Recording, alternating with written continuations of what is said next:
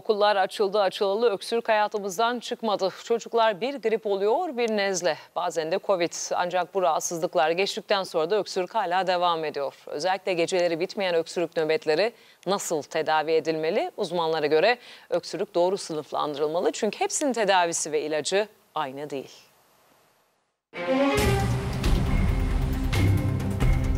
Benim de boğazım ağrıyor, öksürüyorum. Ben birazcık hastayım, öksürüyorum. Soğuk algınlıkları çok fazla. Çocuklar bu dönemde perişan oluyor. Gece öksürüğü, hareketle artan öksürük, haftalarca süren öksürük, ateş ve kusmanın eşlik ettiği öksürük. Sizin çocuğunuz hangisini yaşıyor? Ayırt etmek önemli. Çünkü hepsinin tedavisi farklı.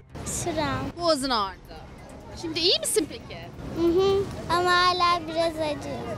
Uzmanlara göre şu günlerde en çok öksürük nedeni Covid ve grip. Yüksek ateş oluyor, 39-40 dereceye varan ve halsizlik, kas ağrısı olabiliyor ve ciddi bir öksürük oluyor. Bu durumda influenza testlerinin muhakkak yapılması gerekiyor. Covid de öksürüğe neden oluyor. İşte Covid ve gribe bağlı öksürüğün şekli. Covid enfeksiyonu da, influenza virüsü de aslında akciğerlerimizde hassasiyet yaratıp bu hassasiyetten dolayı bu tür enfeksiyonlarda yatar yatmaz. Çünkü geniz akıntısından dolayı öksürük oluyor. Öksürük eğer alerjik astım ya da astımdan kaynaklanıyorsa o zaman karakteri daha farklı oluyor. Gece uykudan kaldırıyorsa, sabah oluyorsa ve egzersizle artıyorsa aklımıza muhakkak astım hastalığı gelmeli. Çocuğunuz astım olmasa bile geçirdiği viral enfeksiyonlar astımı tetikleyebiliyor ve bir de yaşadığı ortam astıma zemin hazırlayabiliyor. Çocukların odasında özellikle peluş gibi toz toplayan oyuncakların olmaması gerekiyor. Hele ki yatakta bulunması uzmanlar açısından son derece sakıncalı.